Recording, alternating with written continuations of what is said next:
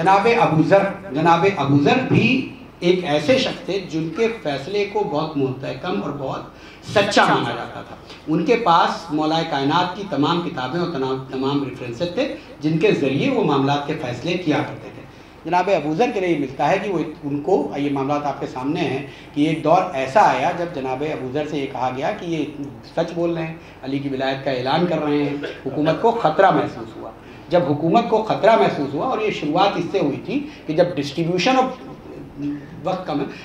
بیت المال کی بات ہو رہی تھی، ایک شارٹ ریفرنس یہ ہے، تو جناب ابو ذر نے یہ آبجیکٹ کیا تھا کہ بھائی کچھ لوگوں کو یہ دیا جا رہا ہے اور جو رسول کے اصحاب ہیں جن کے لیے رسول کی حدیثیں موجود ہیں ان کو اس طرح سے نہیں نوازا جا رہا ہے. یہ ایک چیز تھی کہ جو ہونا چاہیے اسلامی قانون کے حساب سے ہونا چاہیے.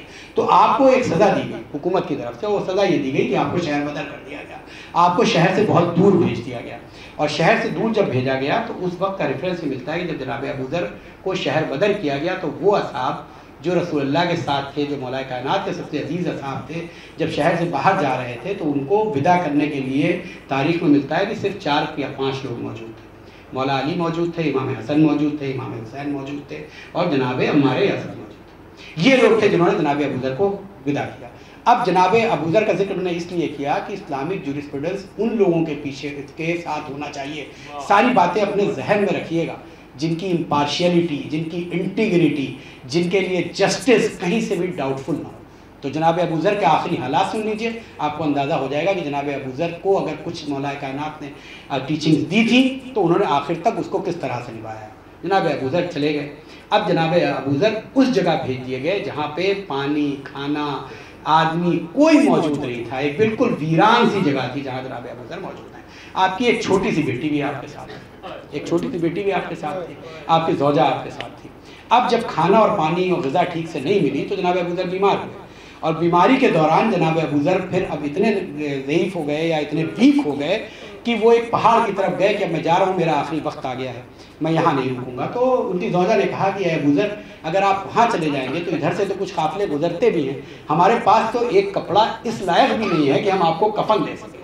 اب یہ اصحاب رسول کی پوزیشن ہے اس وقت کی کہ ہمارے پاس ایک کپڑا مسلمانوں نے اتنا بھی نہیں چھوڑا ہے کہ ہم آپ کو کوئی کفن دے سکیں. آپ کا لباس بوسیدہ ہو چکا ہے، ہمارے لباس آپ دیکھ ہی رہے، تو ہم آپ کو کفن کیسے دیں گے؟ تو آپ یہی رکیے، یہاں کم سے کم قافلے گزرتے رہتے ہیں. جناب ابو ذر کا آخری وقت آیا، اور اس کے بعد وہ ریفرنس آپ سنتے رہتے ہیں ذاکرین سے کہ جناب ابو ذر جب اس دنیا سے جانے لگے ایک دم بالکل ضعیف، اور ان کو لے جا کے شاہراہ پہ ایک چوراہے پہ جہاں پہ سے لوگ گزرتے تھے وہاں پہ آپ کو لٹا دیا گیا.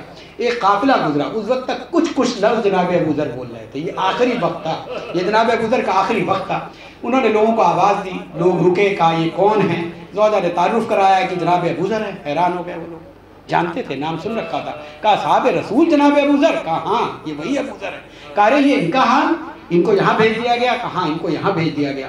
کہا کیا چاہتے ہیں آپ؟ ہم لوگ آپ کی کیا مدد کریں؟ آپ کے کھانے کا انتظام کریں، آپ کے پانی کا انتظام کریں، آپ کے لیے کھانے کا انتظام کریں، آپ کے لیے کچھ کپڑے کا انتظام کریں.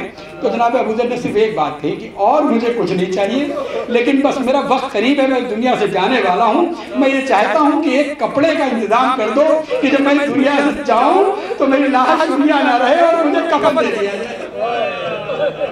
یہ جناب ابو ذر کے آخری فکرے تھے. لوگ آگے بڑھے، لیکن ایک شرط رکھی. میں نے بات کی تھی انٹیگریٹی کی، میں نے بات کی تھی جسٹس کی، میں نے بات کی ہائی آفس کی.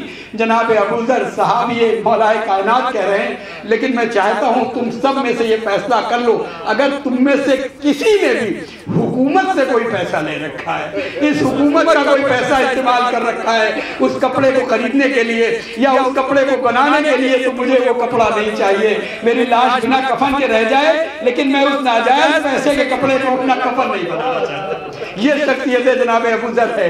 ایک تاریخ لکھتی ہے، ایک جوان آگے بڑھا، اس نے کہا کہ میرے پاس ایک چادر ہے جو میری ماں نے اپنے ہاتھوں سے بنی ہے اور اس پہ حکومت کا کوئی پیسہ نہیں لگا ہے، اور میں یہ آپ کو نذر کرتا ہوں، اور جب آپ اس دنیا سے گزر جائے تو آپ کو یہ کفن دے دیا جائے. بچی اور زوجہ آگے بڑھی، چہرے پہ خوشی آئی، چادر لیا، لیجیے ابو ذر کے کفن کا انتظام ہو گیا.